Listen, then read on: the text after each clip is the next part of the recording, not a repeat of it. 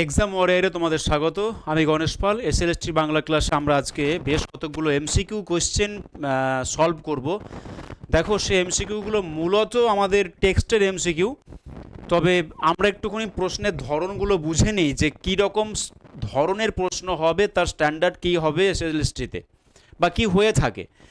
এরকম প্রচুর এমসিকিউ আমাদেরকে সলভ করতে হবে, প্র্যাকটিস করতে হবে এবং অপশানগুলোর অনুযায়ী এমসিকিউ এর উত্তর, প্রশ্নগুলির উত্তর কখনো কখনো এক একটা অপশানের সাপেক্ষে কিছু প্রশ্নের ক্ষেত্রে, ব্যাকরণের ক্ষেত্রে সেগুলো বিচার্য হয় যে এই উত্তরটি থাকা উচিত ছিল, কিন্তু এটি যখন নেই তাহলে এটি আনসার করতে হয়।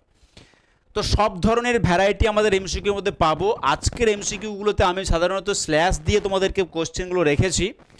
এখানে এবিসিডি বসবে, অবশ্যই এবিসিডি দিয়ে আমাদের প্রচুর প্রশ্ন আসবে যেগুলো আমরা সলভ করব। যেমন আজকে ব্যাকরণের যে ক্লাসটা আমরা তোমাদের করিয়েছিলাম, সেখানে যে এমসিকিউগুলো সলভ হয়েছে, যেভাবে এবিসিডি দিয়ে অপশান ছিল, আমাদের পরীক্ষাতে অবশ্যই অপশানগুলো এবিসিডি থাকবে।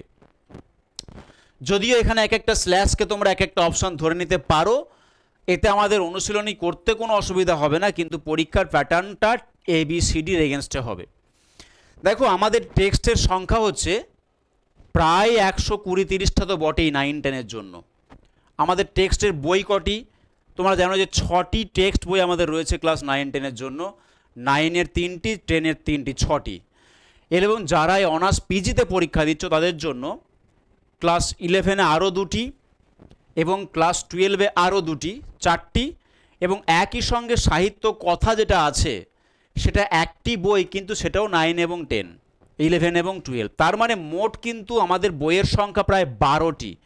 এই 12টা টেক্সট বইয়ের যে জায়গা, সেটা আমাদের এই টাইমের মধ্যে পড়িয়ে দেওয়া, ধরে ধরে পড়িয়ে দেওয়া কোনোভাবে সম্ভব নয়। এই টেক্সট পড়াতে গেলে 2 বছর সময় লেগে যাবে। সেজন্য আমাদের ক্লাসের টেক্সটগুলোকে নিজেরা অবশ্যই বেশি করে পড়ো। যে সমস্ত কবিতা এবং গদ্যগুলো অসুবিধা হবার কথা আছে, হতে পারে, সেগুলোকে ক্লাসে কিছু কিছু আলোচনা করা হবে। যেমন ধরা যাক, কলিঙ্গ দেশে ঝড় বৃষ্টি খুব একটা কঠিন কবিতা নয়, এটি আমরা এই ক্লাসে খুব একটা পড়ব না। আমরা পড়তে পারি বীরবাহুর মৃত্যুতে রাবণ, আমরা পড়তে পারি অভিষেক কবিতাটি, আমরা পড়তে পারি সাত ভাই চম্পা। যে সমস্ত কবিতাগুলি অসুবিধা হবে, পড়তে গেলে সমস্যা হতে পারে, সেগুলো হয়তো ক্লাসে একটুখানি পড়িয়ে দেওয়া যায়। আবার যে যে গদ্যগুলো অসুবিধা হবে সেগুলো পড়িয়ে দেওয়া যায়। কিন্তু ধীবর বৃত্তান্তের মতো একটা গল্প আমাদের খুব একটা ক্লাসে পড়ানোর প্রয়োজন নেই, কারণ ক্লাস 9-এর বাচ্চাদের যে গল্প পাঠ্য আছে সেই গল্প আমাদের নিজেরা পড়ে বুঝতে পারবো। এবং একই রকমভাবে বলবো যে গল্পের কিন্তু চরিত্র বিশ্লেষণ, বিচার বিশ্লেষণ আমাদের কিন্তু এইটা এখানে দরকার হয় না। আমাদের দরকার হচ্ছে কি? আমাদের দরকার হচ্ছে ইনফরমেশান। একটা গল্পের মধ্যে যেখানে যেখানে তথ্য আছে, একটি কবিতার মধ্যে যেখানে যেখানে তথ্য আছে, এই তথ্যের জায়গাগুলোকে তুলে আনতে হয়। এসএলএসটির কোশ্চেনের ধরন কিন্তু এটি, যেখানে যেখানে তথ্য রয়েছে সেই তথ্যগুলোকে আমরা অবশ্যই আন্ডারলাইন করে নেব এবং নোট করে নেব যে এইখান থেকে এইটি একটি তথ্য রয়েছে, এখান থেকে প্রশ্ন আসতে পারে। তো আমাদের দেখো, প্রথম কোশ্চেনটি যেখানে রয়েছে, ড্যাশ উড়িল মেঘ সঘনে চিকুর। যদি এই কোশ্চেনটা আমি করি, যেটা কোথা থেকে নেওয়া হয়েছে, এই কোশ্চেনটি কোন টেক্সটের কোশ্চেন, এবং এখানে এই শূন্যস্থান, এখানে কি শব্দ বসবে, এখানে কি শব্দ বসবে সেটা দেওয়া বলা হচ্ছে যে কবিতা থেকে কিন্তু অবশ্যই কোনো শূন্যস্থান পড়তে পারে। একটি শব্দের, একটি সেন্টেন্সের মধ্যে থেকে একটি শব্দ অফ করে দেবে, দিয়ে বলবে এই শব্দটি কি ছিল, টেক্সটে কি আছে। এটা হতে পারে কবিতার প্রথম লাইন আসতে পারে, শেষ লাইন আসতে পারে। হয়েছে? তাহলে কবিতা কিন্তু আমাদের জন্য প্রায় মুখস্থ করতে হবে। তা না হলে বলে দিল যে কলিঙ্গ দেশে ঝড় বৃষ্টি কবিতাটির লাস্ট লাইনটি বা শেষ লাইনটি কী ছিল, সেখানে এমন কিছু সিমিলার লাইনকে পুট করা হবে যে আমরা কিন্তু মনে হবে যে না, এটিও হতে পারে, বোধহয় এটিও হতে পারে। প্রায় মুখস্থ না থাকলে কিন্তু ধরা বেশ মুশকিল। আমরা এখন প্রথমবার যখন একটা কবিতাকে নিয়ে পড়ছি, তখন একটা কবিতা পড়ছি। যখন গোটা সিলেবাসটা পড়া হয়ে যাবে, যখন আমরা 150টা কবিতা গদ্য পড়ে ফেলবো, তখন কিন্তু এই 150টার মধ্যে চয়েস করাটা খুব সহজ কাজ হবে না। সেই জন্য অবশ্যই প্রতিদিন টেক্সট পড়া দরকার, এবং এক এক দিনে বা দুদিনে একটা করে টেক্সট শেষ করে ফেলতে হবে। ক্লাস 9-এর একটা টেক্সট সাহিত্য সঞ্চয়ন, সেটা বড়জোর তোমাকে 2 দিন সময় নিতে হবে, ক্লাস 10-এর একটা টেক্সট ধরা যাক সাহিত্য সঞ্চয়ন, সেটা তোমাকে বড়জোর 2 দিন সময় নিতে হবে। আর এই মুহূর্তে যে সময় রয়েছে 31শে আগস্টের পরে আর কোনো সময় নেই, সেপ্টেম্বরের ফার্স্ট উইকে পরীক্ষা বলে ঘোষণা হয়েছে আপাতত। কিন্তু তাই যদি হয় তাহলে এই 6টা টেক্সট বই, বাংলা সাহিত্যের ইতিহাস, ব্যাকরণ, অনুবাদ, অনুষঙ্গ, এতগুলো সিলেবাসকে শুধুমাত্র একবার পড়া নয়, চাকরিটাকে কনফার্ম করার জন্য প্রায় 10 বার থেকে 15 বার পড়তে হবে, রিভাইজ করতে হবে, এমসিকিউ প্র্যাকটিস করতে হবে। সেক্ষেত্রে টেক্সটটাকে অবশ্যই দিনের অর্ধেক অংশ টেক্সটের জন্য দাও, যারা নতুন অ্যাসপিরিয়েন্ট, যাদের পড়া নেই এগুলো। আর যারা পূর্ণ ছেলে মেয়ে পড়ে রেখেছো তারা প্র্যাকটিস করো শুধু। কিন্তু যারা নতুন তারা দিনের অর্ধেক সময় টেক্সটে দাও, আর অর্ধেকের কিছু অংশ ব্যাকরণে দাও, কিছু অংশ সাহিত্যের ইতিহাসে দাও। টেক্সট কিন্তু সকলে পারবে। টেক্সটের একটা কোয়েশ্চেন, দুটো কোয়েশ্চেন মিস হয়ে গেলে পরীক্ষাতে দাঁড় করানো নিজেকে খুব মুশকিল। কিন্তু সাহিত্যের ইতিহাস, ব্যাকরণের কোয়েশ্চেনের মধ্যে কিছু কঠিন কোয়েশ্চেন থাকতে পারে যেগুলো অনেকেই না পারতে পারে। এটা থেকে তুমি যা দূরত্ব তৈরি করবে নিজেদের সঙ্গে অন্যের, টেক্সটের একটা দুটো কোয়েশ্চেন না পারা মানে বিশাল দূরত্ব তৈরি হবে, কারণ টেক্সটটা সকলের হজম করতে পারবে। টেক্সটের বাইরে থেকে কোনো কোয়েশ্চেন আসবে না। সাহিত্যের ইতিহাসে কোনো ক্রিটিক্যাল ক্যারেক্টার আসতে পারে যা অনেকেই হাত দিতে পারে না। ব্যাকরণে কোনো কঠিন কোয়েশ্চেন এসছে যা অনেকেই ছুঁতে পারেনি বা ভুল করেছে। কিন্তু টেক্সটের কোয়েশ্চেন অবশ্যই টেক্সটটা না পড়লে করতে পারবেন এবং এই টেক্সটের ভিতর থেকেই থাকবে। তাহলে সম্পূর্ণভাবে টেক্সটের কোয়েশ্চেনটা কমন পাওয়া যায়, তাই টেক্সট খুব ভালো করে পড়ো, দিনের অর্ধেক অংশ টেক্সটের জন্য দাও। এই কোয়েশ্চেনটা হচ্ছে কলিঙ্গ দেশে ঝড় বৃষ্টি থেকে নেওয়া। কবিকে অবশ্যই মুকুন্দ চক্রবর্তী, তোমরা জানো এই কবিতার লাইন। এবারে শূন্যস্থানটায় কি হবে? গগনে উড়িল মেঘ সঘনে চিকুর। ওখানে অপশানগুলো অবশ্যই আমি সেরকম করেই করার চেষ্টা করেছি যে তোমাকে কনফিউজ করতে পারে, মুখস্থ না থাকলে একটা বিপদ আনতে পারে। এটা হচ্ছে ঈশানে উড়িল মেঘ সঘনে চিকুর। ঠিক আছে, ঈশানে আনসার করব আমরা। ঈশানে উড়িল মেঘ সঘনে চিকুর। এখন ঈশান কি? যদি কোশ্চেন আসে ঈশানটা কোন দিক, এটা আমাদের আবার ধারণার বাইরে থাকে অনেক সময় যে কোন দিকটা ঈশান। ঈশান হচ্ছে তোমার উত্তর পশ্চিম, হয়েছে উত্তর পশ্চিম কোণ, এটাকে বলা হয় ঈশান কোণ। ক্লিয়ার? এই উত্তর পশ্চিম কোণ এটাকে বলা হচ্ছে ঈশান কোণ। তাহলে এটাও কিন্তু এমসিকিউ হয় যে কোন কোন দিক, নর্থ ইস্ট, নর্থ ওয়েস্ট, হ্যাঁ, সাউথ ইস্ট, সাউথ ওয়েস্ট ইত্যাদি ইত্যাদি দিতে পারে বাংলাতে। দক্ষিণ পূর্ব, দক্ষিণ পশ্চিম, উত্তর পূর্ব, উত্তর পশ্চিম। তো ঈশান কোণটি সম্পর্ক কিন্তু জেনে রাখতে হবে, কারণ কালবৈশাখী উঠে আসে উত্তর পশ্চিম কোণ থেকে, অর্থাৎ ঈশান কোণ থেকে। কালবৈশাখীর আগমনটা মূলত ওদিক থেকে হয়। না পাই দেখিতে কেহ, শূন্যস্থান দিয়েছি, কি আপনার। দেখো, না পাই দেখিতে কেহ, যদি আমি এই আপনার শব্দটা না দিতাম কোশ্চেনটা অত্যন্ত জটিল হতো। তাই জটিল হতে পারতো এই কোশ্চেনটা যদি আপনার শব্দটি না দিতাম। তো এখানে দেখো অঙ্গ আপনার বলা আছে, যদি আপনার শব্দটা আমি কেটে দিই তাহলে না পাই দেখিতে কেহ আমাদের টেক্সটে দেখতে পাবো এরকম দুটো লাইন আছে। একটা হচ্ছে না পাই দেখিতে কেহ অঙ্গ আপনার, তার মানে অঙ্গ এমন মেঘ এবং ঝড় উঠছে যে কেউ কাউকে দেখতে পাচ্ছে না, পুরোপুরি মেঘাচ্ছন্ন হয়ে গেছে কলিঙ্গ দেশ। আর একটি লাইন আছে পরের পৃষ্ঠায়, দেখিতে না পাই কেহ রবির কিরণ। দেখিতে না পাই যদি থাকতো তখন এটা রবির কিরণ হতো, আর না পাই দেখিতে কেহ অঙ্গ আপনার। প্রথম পৃষ্ঠাটি দ্বিতীয় বা তৃতীয় লাইনে এই লাইনটি আছে, আর দ্বিতীয় পৃষ্ঠায় গিয়ে দেখবে দেখিতে না পাই কেহ রবির কিরণ আছে। দুটো লাইন আছে বলে সাবধান করছি, যখন তোমরা টেক্সটটা পড়ছো, এখন ক্লাসটা যখন দেখছো, সেই সময়তেই কলিঙ্গ দেশে ঝড় বৃষ্টি কবিতার এই যে দুটো লাইন, একটা প্রথম পৃষ্ঠার প্রথম দিকে আছে আর একটি আছে দ্বিতীয় পৃষ্ঠার মাঝখানে, সেখানে লাইন দুটোকে একটু মিলিয়ে নাও। এবং একটাই দেখবে অঙ্গ আপনার, আর একটাই দেখবে আছে রবির কিরণ। দুটো অপশানকে আমি দিয়েছি। অর্ধেকটা যদি আমরা পড়ে যাই তো গোজামিল হওয়ার সম্ভাবনা এখানে থাকতে পারে। কেউ আমরা আনসার করব রবির কিরণ, কেউ আনসার করব হয়তো অঙ্গ আপনার। নেক্সট কোশ্চেন দেখো, কলিঙ্গ দেশে ঝড় বৃষ্টি কবিতায় কোন কাব্যটির নাম রয়েছে, অর্থাৎ এই কবিতাতে কোন কাব্যের নাম রয়েছে। এই কবিতাটি নেওয়া হয়েছে কোথা থেকে? মুকুন্দ চক্রবর্তী তার নিয়েছেন অম্বিকা মঙ্গল বা চণ্ডীমঙ্গলের কাব্য। চণ্ডীমঙ্গলের এটি একটি অংশ। কলিঙ্গ দেশে ঝড় বৃষ্টি হচ্ছে কোন কাব্যের? চণ্ডীমঙ্গল। কিন্তু এই চণ্ডীমঙ্গল কাব্যটি আরও একাধিক নামে পরিচিত। কবিতার শেষে আমরা দেখতে পাই অম্বিকা মঙ্গল গান শ্রী কবি কঙ্কন। এখানটাকে কি বলা হয়? মধ্যযুগের কবিতায় যে ভণিতাগুলো থাকতো, কবির পরিচয় জ্ঞাপক ভণিতা থাকতো, সেগুলোকে বলা হচ্ছে কি? সেগুলোকে বলা হচ্ছে ভণিতা। মধ্যযুগের কবিতায় যে কবির পরিচয় থাকে, তার কাব্যের পরিচয় থাকে, সেগুলোকে বলা হয় ভণিতা। আজকে আমরা ভণিতা শব্দটি যে পাচ্ছি সেটা কিন্তু অনেক প্রাচীন কাল থেকে আছে। চর্যাপদেই কিন্তু প্রথম ভণিতা শব্দটি পাওয়া যায়। লুই ভনয় গুরু পুচ্ছ জানো, অর্থাৎ লুই পার পদে, আদি পদকর্তা লুই পার পদে কিন্তু ভণিতা বিষয়টি দেখতে পাওয়া যায়। তো এখানেও কিন্তু ভণিতা অংশের মধ্যে অম্বিকা মঙ্গল গান শ্রী কবি কঙ্কন, কলিঙ্গ দেশে ঝড় বৃষ্টি কবিতার লাস্ট লাইনটা কিন্তু আমরা খুঁজে পেয়েছি। তাহলে সেখানে অম্বিকা মঙ্গল কাব্যের কথা আছে, কবিতার মধ্যে কিন্তু কোথাও চণ্ডীমঙ্গল কাব্যের কথা নেই। কোন কাব্যটির নাম আছে? অবশ্যই অম্বিকা মঙ্গল কাব্যটির নাম আছে। ক্লিয়ার? অম্বিকা মঙ্গল কাব্যটির নাম আছে, চণ্ডীমঙ্গল লিখলে কিন্তু হবে না।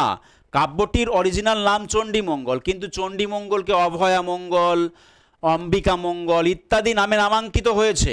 আমাদের যে অংশটুকু পাঠ্য সেই অংশটুকুতে কিন্তু অম্বিকা মঙ্গলের কথা রয়েছে। নেক্সট কোশ্চেন দেখো 4 নম্বর। 4 নম্বর কোশ্চেনটা কোথা থেকে নেওয়া হয়েছে আগে চয়েস করো। চল রে গাঁট কাটা, এবং এই গাঁট কাটা শব্দটির সমাস কি হবে?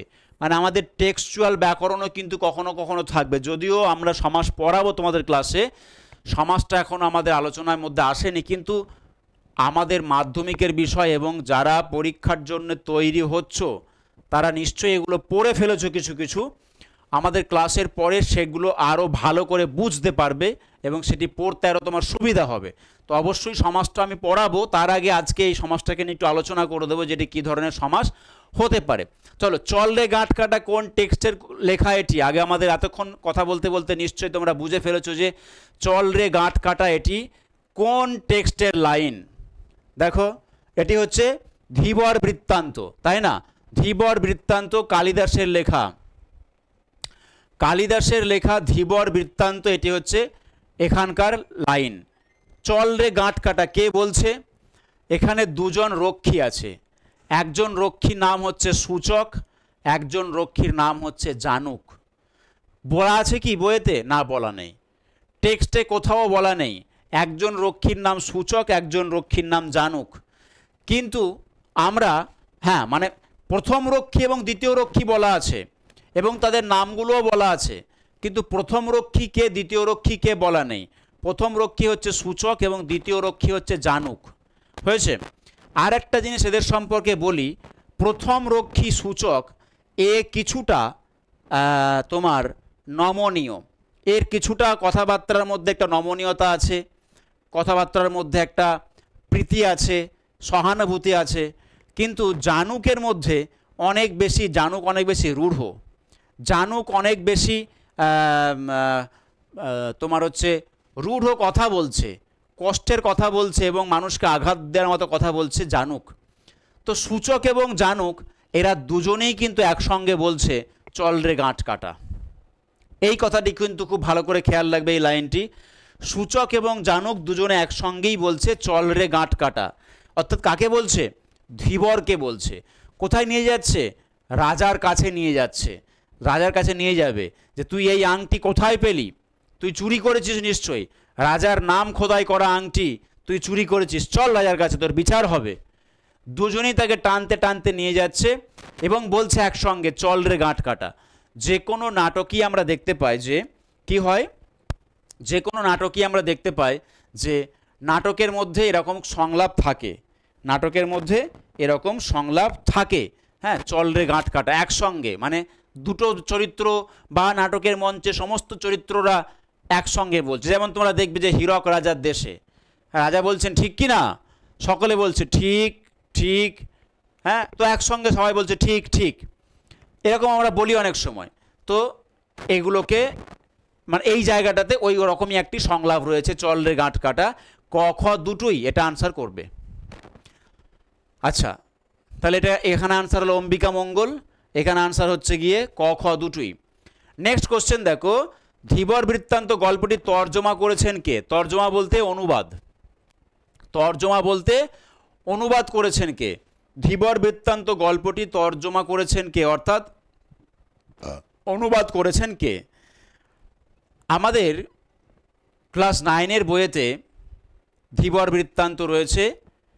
এটা সংস্কৃত একজন কবি কালিদাসের অভিজ্ঞান শকুন্তলম নাটক, সেই নাটকের ষষ্ঠ অঙ্ক থেকে নেওয়া হয়েছে এই ধীবর বৃত্তান্ত। তো এই নাটকটির বাংলাতেও লেখেননি উনি, উনি লিখেছেন সংস্কৃতে। কিন্তু এই সংস্কৃত নাটকটিকে অনুবাদ করেছেন সত্যনারায়ণ চক্রবর্তী।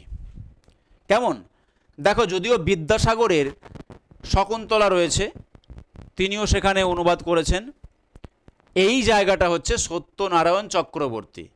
ধীবর বৃত্তান্ত এইটিকে তিনি এই অংশটুকুকে কালিদাসের অভিজ্ঞান শকুন্তলম নাটকের ওই অংশটুকুটা যেটুকু আমরা পড়ছি, এই অংশটুকু অনুবাদ করেছেন সত্যনারায়ণ চক্রবর্তী। বেশ, তাহলে সত্যনারায়ণ চক্রবর্তী এটা আনসার করবে। সত্যনারায়ণ গঙ্গোপাধ্যায় দেওয়া রয়েছে, ভুলবশত গঙ্গোপাধ্যায় করে ফেললে চলবে না, ভুলবশত গঙ্গোপাধ্যায় করলে চলবে না।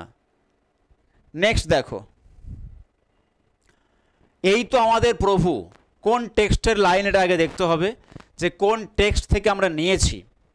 আমাদের কাছে কিন্তু একাধিক টেক্সট রয়েছে। এই তো আমাদের প্রভু, আমাদের প্রভুটি কে বা বলছে কারা? হ্যাঁ, এটা কারা বলছে বা প্রভু বলতে কাকে বোঝানো হচ্ছে, প্রভু বলতে কে? আগে আমরা উত্তরটা করার আগে বলবো যে এটা তোমার হচ্ছে কোন টেক্সট থেকে নেওয়া হয়েছে। ভাবো, উত্তর করার চেষ্টা করো কোথা থেকে নেওয়া হচ্ছে।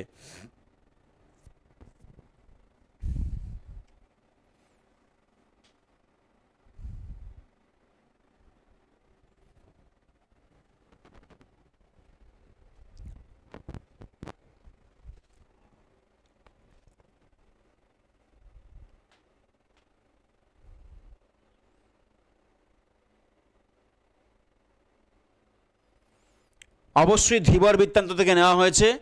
এবং এখানে এই তো আমাদের প্রভু মানে কে? এবার রাজা দুষ্মন্ত। এই তো আমাদের প্রভু মানে কি রাজা দুষ্মন্ত নাকি রাজশ্যালক?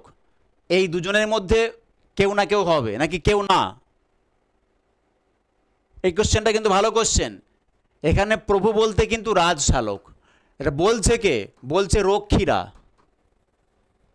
তো রক্ষীদের প্রভু হচ্ছে রাজশ্যালক, রাজা রক্ষীদের প্রভু না। রক্ষী মানে সিকিউরিটি, রাজা সিকিউরিটি থেকে অনেক, মানে সিকিউরিটি টোটাল রাজসভার মধ্যে টোটাল রাজন্যবর্গ, রাজ্য রাজপরিষদে রাজসভাতে যারা কাজকর্ম করছেন তার সভাসদ পারিষদ, এদের অনেকের থেকে সবার নিচে হচ্ছে সিকিউরিটি, নিরাপত্তা রক্ষী। তো এই তো আমাদের প্রভু, এটা তাদের বলাটাও প্রায় ধৃষ্টতা। রাজাও প্রভু, কিন্তু এই সিকিউরিটিদের প্রভু হচ্ছে রাজার নিম্নস্তরীয় কোনো ব্যক্তি, যে আবার এই সিকিউরিটিদের বস। সিকিউরিটিদের চাকরির নিরাপত্তা নির্ভর করবে রাজার মানসিকতা তো বটেই, তার থেকে তার নিচে অনেক মানুষজন আছেন, তাদের ওপরই এদেরকে নির্ভর করতে হয়। রাজার কাছ পর্যন্ত এরা সহজে যেতে পারেন না। তো রাজাকে প্রভু বলতে পারেন, কিন্তু তার আগে অনেক প্রভু পার হতে হয় রাজার কাছে যাবার আগে এই সিকিউরিটিদের। তো সেই জন্য এই তো আমাদের প্রভু এটা বলছে কিন্তু রক্ষীরা, এবং কাদের সম্পর্কে বলছে? রাজশ্যালকের সম্পর্কে বলছে।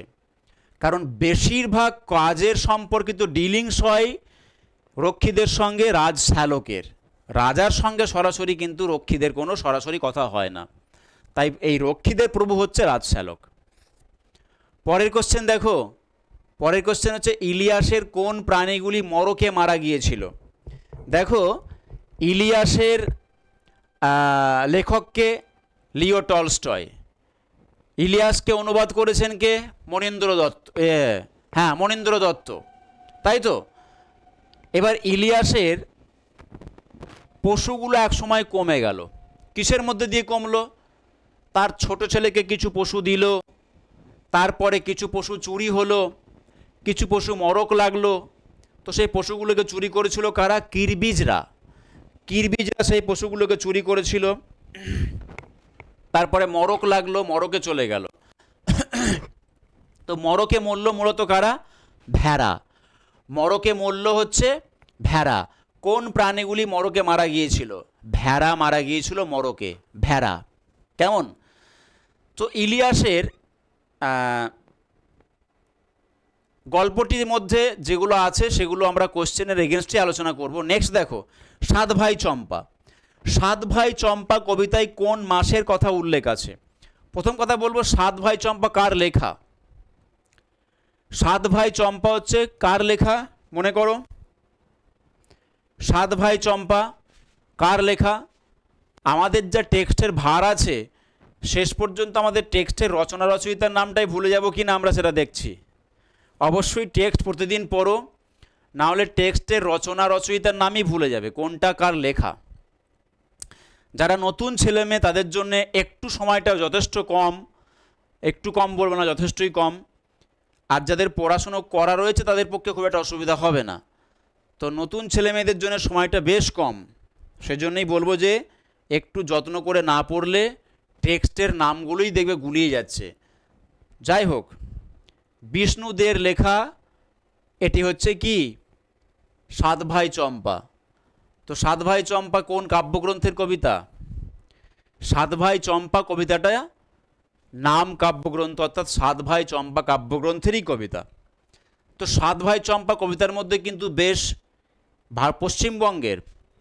পশ্চিমবঙ্গের ইতিহাস, পশ্চিমবঙ্গের বাণিজ্য, পশ্চিমবঙ্গের ঐতিহ্য, পশ্চিমবঙ্গের যে উল্লেখযোগ্য দিনগুলো ছিল, সুবর্ণ দিনগুলো ছিল, সৌন্দর্যের দিনগুলো ছিল, সেগুলো কিন্তু আসলে সাত ভাই চম্পা গল্পে কবিতায় উঠে এসেছে। এবং পশ্চিমবঙ্গের আজকের এই প্রাচীন এই গৌরবকে পুনরায় প্রতিস্থাপিত বা প্রতিষ্ঠিত হওয়া উচিত, পশ্চিমবঙ্গের এই গৌরব ফিরে পাওয়া উচিত, সেই সংক্রান্ত একটি কবিতা, যেখানে ইতিহাস চেতনা, যেখানে কাব্য চেতনা বারবার ফিরে এসেছে। সাত ভাই চম্পা খুব উল্লেখযোগ্য এবং খুব উন্নত মানের কবিতা, খুব বুদ্ধিদীপ্ত কবিতা, খুব ইন্টেলেকচুয়াল কবিতা। দরকার পড়লে তোমাদের সঙ্গে, তোমাদের যদি কোয়ারি থাকে তাহলে সাত ভাই চম্পা অবশ্যই একদিন না একদিন বুঝিয়ে দেব তোমাদের সঙ্গে পার্সোনালি। যখন আমরা কথা বলবো তখন আমরা অবশ্যই সাত ভাই চম্পাকে দরকার পড়লে বুঝিয়ে দেব, তোমরা বললে তবেই সেটা বোঝানোটা সার্থক হয়। তো কেমন? চলো, সাত ভাই চম্পা কি বলা হচ্ছে, কোন মাসের কথা উল্লেখ আছে? ভাদ্র মাস, ফাল্গুন মাস, শ্রাবণ মাস এবং ক ও গ দুটোই। দেখো একটা লাইন আছে শেষের দিকে, এ ভরা বাদর মাহ ভাদরের শেষে। পদটি কার লেখা? বিদ্যাপতির লেখা। কি ছিল পদটি? এ সখী হামারি দুঃখেরও নাহি ওর, এ ভরা বাদর মাহ ভাদর শূন্য মন্দির মোর। এই যে বিদ্যাপতির পদ ছিল বা পদ আছে, সেই পদের সাপেক্ষে ওই লাইনটি এসেছে সাত ভাই চম্পা কবিতায়, এ ভরা বাদর মাহ ভাদরের শেষে। তাহলে ভাদ্র মাস তো আছেই, আবার দেখবে তার আগের পৃষ্ঠাতে শ্রাবণ মাসের কথা আছে। শ্রাবণ মাসের লাইনটি আমার ঠিক এই মুহূর্তে মনে পড়ছে না যে কোন লাইনে শ্রাবণ কথাটি আছে। শ্রাবণের কথাও কিন্তু এখানে রয়েছে। কাজেই ভাদ্র এবং শ্রাবণ দুটো মাসের কথাই কিন্তু সাত ভাই চম্পা কবিতায় উল্লিখিত হয়েছে। নেক্সট কোশ্চেন, প্রথমে ইলিয়াসের কতগুলি ভেড়া ছিল? এখানে আমি একটা ছক তোমাদের দিয়ে দিচ্ছি, দেখো ইলিয়াসের কি কি পশু আছে বলো? ইলিয়াসের কি কি পশু আছে বলো? ইলিয়াসের পশু কি কি ছিল? তার যে খামার ছিল সেখানে কি কি ছিল?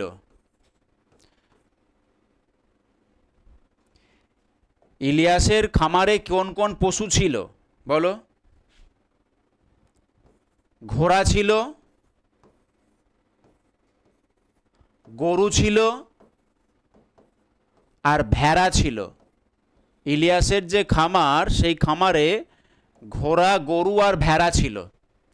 এই তিন ধরনের পশু ছিল, ঘোড়া, গরু এবং ভেড়া। প্রথমে ছিল 7টি, 2টি, 20টি। তারপরে ছিল 200টি, 150টি এবং 1200টি। অর্থাৎ ইলিয়াসের যেটা প্রথম, ইলিয়াস যখন ঘোড়া 7টি, 2টি, 20টি, 200, 150, 1200। প্রথমে ইলিয়াসের টেক্সটে বলা আছে, কিন্তু টেক্সটে বলা আছে প্রথমে ইলিয়াসের একরকম সংখ্যায় গরু, ঘোড়া, ভেড়া ছিল, সেটা 7, 2, 20। মানে প্রথমে ইলিয়াসের ঘোড়া ছিল 7টি, গরু ছিল 2টি, ভেড়া ছিল 20টি। আর পরে ইলিয়াসের ঘোড়া হলো 200টি, গরু হলো 150টি এবং ভেড়া হলো 1200টি। এই বিশাল একটা খামারের মালিক হচ্ছে ইলিয়াস। কিন্তু সেই ইলিয়াস চিরদিন কাহারও সমান নাহি যায়। অবশ্যই ইলিয়াসের একদিন পতন এলো। ইলিয়াসের 2টি ছেলে এবং একটি মেয়ে। বড় ছেলেটি মারামারি করে মারা গেল। ছোট ছেলেটি একটি ঝগড়াটে বউকে বিবাহ করে বাড়ি থেকে চলে গেল, বাবার সঙ্গে সম্পর্ক ছেদ করে। এবং বাবা তাকে কিছু গরু, ঘোড়া বা বিভিন্ন পশু দান করলো, সম্পত্তিও দান করলো। মেয়েটিও একদিন মারা যায় অসুখে। ইলিয়াসের কাছে এখন আর কোনো সন্তান সন্ততি নেই। ইলিয়াসের বয়সও হয়েছে। সেই ইলিয়াস চলে যাচ্ছে মোহাম্মদ শাহর কাছে, আশ্রয় পায়। মোহাম্মদ শাহর কাছে আশ্রয় পেয়ে ইলিয়াস বেশ খানিকটা তৃপ্তি বোধ করে এবং তার যে এই ব্যবসা বাণিজ্যের যে প্রচুর একটা টানাপোড়েন ছিল, সেই টানাপোড়েন থেকে সে মুক্তি পায় এবং তার বয়স বেড়েছে। এখন সে খুব আনন্দের জীবন বোধ করছে। তো সেই ইলিয়াস তার ঘোড়া, গরুর, ভেড়ার সংখ্যাটা আমরা অবশ্যই এই ছকের আকারে খেয়াল করে নেব। ঠিক আছে? তো নেক্সট কোশ্চেন দেখো, এসো কি হামারি দুঃখেরও নাহি ওর, এ ভরা বাদর মাহ ভাদর শূন্য মন্দির মোর। এই পদটি কার? এই পদটি হচ্ছে বিদ্যাপতির পদ। বিদ্যাপতি একজন বৈষ্ণব পদাবলী সাহিত্যিক, বৈষ্ণব পদাবলী রচয়িতা। তার পদ হচ্ছে এটি। কেমন? তাহলে এ ভরা বাদর মাহ ভাদর শূন্য মন্দির মোর, এটা হচ্ছে বিদ্যাপতির পদ। নেক্সট এসো, নেক্সট কোশ্চেন কি রয়েছে দেখা যাক। আমায় কেউ নিলাম করবে সুতো কলে ড্যাশ। আগে আমরা দেখব কোন কবিতার লাইন এটি, কার লেখা সেই কবিতা। আমরা দেখব যে এই লেখা কবিতাটি কার বা কোন কবিতার লাইন এটি, তারপর তো উত্তর করব। আগে তো কবিতাটাকে চিনি। নিজেরা বলবে একটু, নিজেরা ভাববে একটু। মোষ? ইলিয়াসের কোনো মোষ ছিল না বাবা। রিঙ্কু, ইলিয়াসের গল্পটা পড়বে, দেখবে ইলিয়াসের কোনো মোষ নেই। কেমন? ঘোড়া, গরু, ভেড়া এগুলোই ছিল। মহিষের কোনো কথা আছে? যদি থাকে সেই লাইনটা আমাকে একটু টেক্সটটা দেখে বলো এখন, যে স্যার এই লাইনটাই আছে, সেটা একটু বলো। দেখবে নেই, ইলিয়াসের কোনো মহিষের কথা উল্লেখ করা নেই। কেমন? ঠিক আছে, ভালো কথা, তুমি রেসপন্স করছো, ভেরি গুড। প্রিপারেশন নাও, পড়াশুনো করো, আমাদের ক্লাসগুলো ফলো করো। দেখবে যে সময় খুব কম, সবটা হয়তো তোমাকে আমি সাহায্য করতে পারি না, কেউই পারবে না, কিন্তু গাইডলাইনটা একটু নাও, ফলো করবে, দেখবে অনেকটা উপকার পাবে। তো চলো আমরা চলে যাই পরের কোশ্চেন। বলো দেখি যে আমায় কেউ নিলাম করবে সুতো কলে ড্যাশ, কোন কবিতা থেকে আমরা এই লাইনটাকে নিয়েছি? দেখো, ক্লাস 9-এর সাহিত্য সঞ্চয়নে একটি কবিতা আছে, সুনীল গঙ্গোপাধ্যায়ের এই জীবন। সুনীল গঙ্গোপাধ্যায়ের এই জীবন কবিতা আছে। দেখো টেক্সট খোলো, টেক্সট খুলে দেখো। রিঙ্কু ক্লাসে আছো? একটু আমাকে বলবে হ্যাঁ আছি। একটু রেসপন্স করবে। তোমরা থাকলে একটু রেসপন্স করলে ক্লাসটা নিতে একটু এনার্জি পাওয়া যায়। তো দেখো, সুনীল গঙ্গোপাধ্যায়ের এই জীবন বলে একটি কবিতা রয়েছে ক্লাস 9-এর সাহিত্য সঞ্চয়নে। সেখানে বলা রয়েছে, আমায় কেউ নিলাম করবে সুতো কলে কামারশালায়, আমায় কেউ নিলাম করবে সুতো কলে কামারশালায়। এটি আনসার করতে হবে। অর্থাৎ এই কবিতার লাইনের সাপেক্ষে আমরা দেখলাম যে কি রয়েছে, কামারশালায় শব্দটি এখানে বসবে। পরের কোশ্চেন দেখো, এই জীবন কবিতাটি কোন কাব্যের কবিতা? কোন কাব্যগ্রন্থের কবিতা? কোন কাব্যগ্রন্থের কবিতা? সুনীল গঙ্গোপাধ্যায়ের কবিতা এই জীবন কোন কাব্যগ্রন্থের কবিতা? এই জীবন হচ্ছে দেখা হলো ভালোবাসা বেদনায়। লিখে নাও, বইয়ের ওপরেই, টেক্সটের ওপরেই লিখে নাও, দেখা হলো ভালোবাসা বেদনায়। এবং আমরা যখন টেক্সট পড়ব, শুধু এই টেক্সটটুকু পড়েই কিন্তু শান্ত নয়, এই টেক্সটটুকু থেকেই প্রশ্ন হবে তা নয়। বইয়ের শেষে দেখো কবি পরিচিতি আছে, লেখক পরিচিতি আছে। বইয়ের শেষে লেখক পরিচিতি এবং কবি পরিচিতি আছে। এই যে লেখক পরিচিতি আছে, সেখানে এক একজন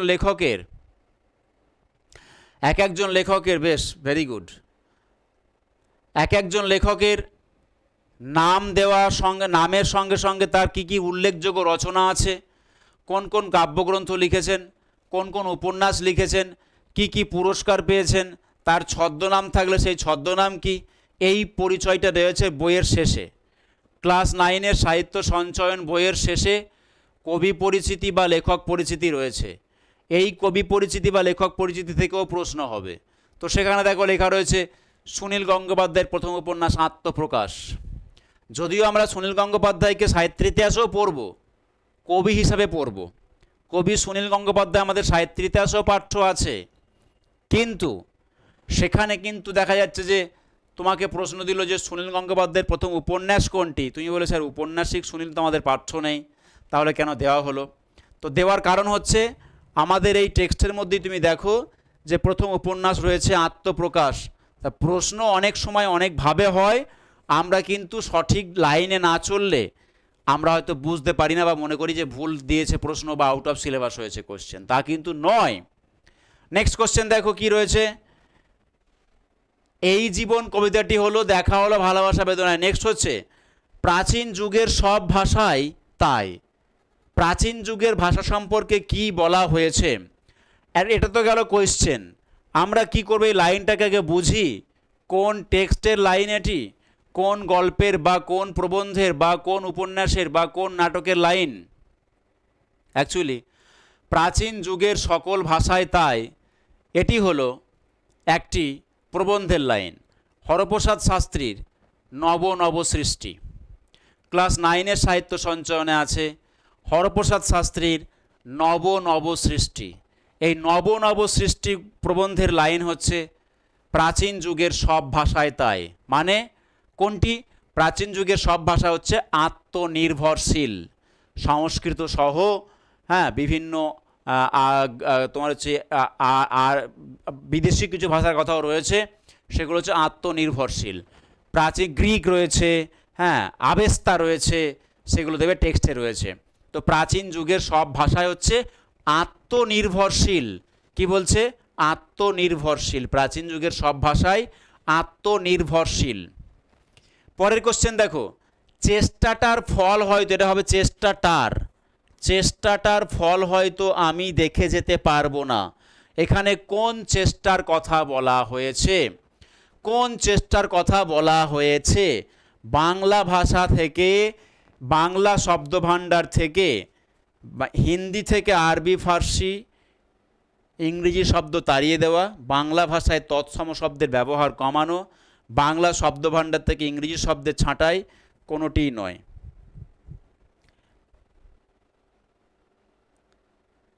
অ্যাকচুয়ালি এটাও সেই হরপ্রসাদ শাস্ত্রীর নবনব সৃষ্টি থেকে নেওয়া, নবনব সৃষ্টি থেকে নেওয়া। নবনব সৃষ্টি প্রবন্ধের লাইন এটি যে চেষ্টাটার ফল হয়তো আমি দেখে যেতে পারবো না, হিন্দি থেকে আরবি ফার্সি ইংরেজি শব্দ তাড়িয়ে দেওয়া, এটি হচ্ছে আনসার। দ্বিতীয় পৃষ্ঠার মাঝামাঝি জায়গায় পাবে, দেখো টেক্সটটির দ্বিতীয় পৃষ্ঠার মাঝামাঝি জায়গাতে পাবে যে এই লাইনটি রয়েছে। চেষ্টাটার ফল হয়তো আমি দেখে যেতে পারবো না, অর্থাৎ হিন্দি ভাষা থেকে আরবি, ফার্সি, ইংরেজি শব্দকে তাড়িয়ে দেওয়া। নেক্সট কোশ্চেন দেখো, মেঘ বিশেষজ্ঞের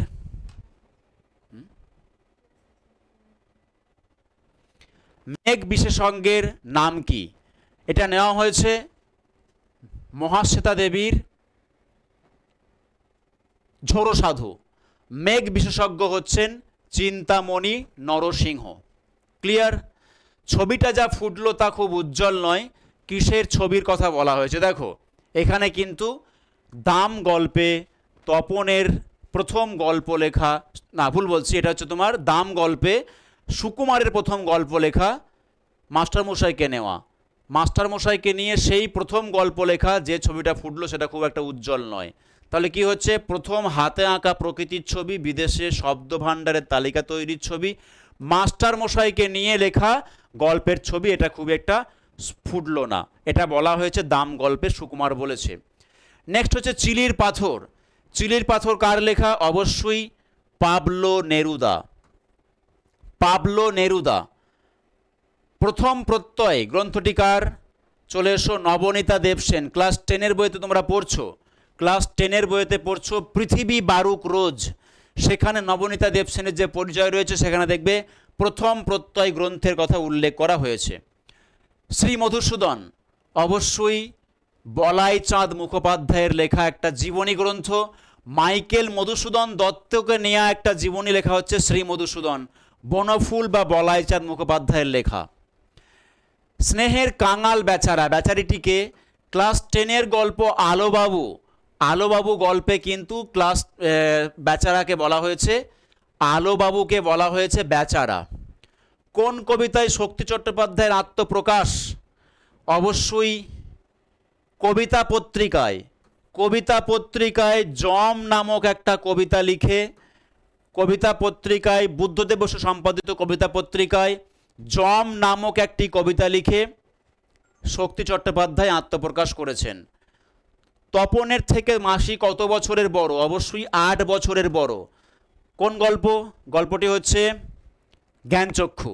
সেখানে বলা হচ্ছে তপনের থেকে তার ছোট মাসি 8 বছরের বড়। বুধুয়ার পাখি কবিতাটি কোন কাব্যগ্রন্থের অন্তর্গত? যৌবন বাউল। ক্লাস 10-এর বই খুললে দেখবে বুধুয়ার পাখি আছে, অলোক রঞ্জন দাশগুপ্তের বুধুয়ার পাখি। নেক্সট কোশ্চেন, হাসি খুশি মুখে শঙ্খ ঘোষের লেখা একটি কাব্যগ্রন্থ। সত্যি অন্যায় কাজ করেছেন। কে অন্যায় কাজ করেছে? অন্যায় কাজ করেছে আলোবাবু। আসলে একটি হাসপাতালে একজনকে ড্রেসিং করতে গিয়ে সে দিয়ে দিয়েছে কার্বলিক অ্যাসিড। সেটি দিয়ে ফেলার পরে সেই ব্যক্তি আরও বেশি দগ্ধ হয়েছে, আলোবাবুর চাকরিটা চলে যায়। কাজেই বলছেন যে সত্যি অন্যায় কাজ করেছেন আলোবাবু। শ্রীকৃষ্ণ কীর্তন কাব্যের 6ষ্ঠ খণ্ডের নাম কি? অবশ্যই আমাদেরকে মুখস্থ করতে হবে কাণ্ডগুলোকে পরপর। জন্মখণ্ড, তাম্বুলখণ্ড, দানখণ্ড, নৌকাখণ্ড, ভারখণ্ড, ছত্রখণ্ড। তাহলে 6ষ্ঠ খণ্ডের নাম হচ্ছে ছত্রখণ্ড। চর্যার কোন কবি নিজেকে রাজপুত্র বলেছেন? ভুসুকু পা। আজকে ভুসুকু পায়ের সম্পর্কে যে বলেছি, ভুসুকু পা হচ্ছেন নিজেকে রাজপুত্র বলেছেন। নেক্সট কোশ্চেন দেখো, আকাশে 7টি তারা কোন কাব্যগ্রন্থের কবিতা? আকাশে 7টি তারা রূপসী বাংলা কাব্যগ্রন্থের কবিতা। আকাশে 7টি তারা যখন উঠেছে ফুটে আমি এই ঘাসে, কি করি? কবিতার প্রথম লাইন থেকে একটা শূন্যস্থান দিয়েছি। আকাশে 7টি তারা যখন উঠেছে ফুটে আমি এই ঘাসে বসে থাকি। একেবারে কবিতার লাইন মুখস্থ থাকলেই হয়ে যায় উত্তরটা। নবাবী আমলের বাঙালি কবিরা ড্যাশ ঋতুকে, এখানে একটা ড্যাশ হবে, ড্যাশ ঋতুকে হয় উপেক্ষা করেছেন, নয় তাকে তেমন আমল দেননি। নেওয়া হচ্ছে প্রমথ চৌধুরীর বর্ষা। প্রমথ চৌধুরীর লেখা ক্লাস 9-এর গল্প, ক্লাস 9-এর গল্প বর্ষা। প্রমথ চৌধুরীর বর্ষা থেকে নেওয়া হচ্ছে এটি। এবং বর্ষা ঋতু সম্পর্কেই বলা হচ্ছে যে আমাদের নবাবী আমলের কবিরা বর্ষা ঋতুকে খুব একটা গুরুত্ব দেননি কিংবা উপেক্ষা করেছেন। তো যাই হোক, যে 30টা এমসিকিউ সলভ করলাম ঠিক এই প্যাটার্নে স্কুল সার্ভিসের কোশ্চেন হবে। আমাদের বিভিন্ন ক্লাসে এরকম অনুশীলনী কোশ্চেন থাকবে, তোমরা পড়াশোনা করো এবং তৈরি হও। থ্যাংক ইউ, আজ এই পর্যন্তই, দেখা হবে পরবর্তী ক্লাসে।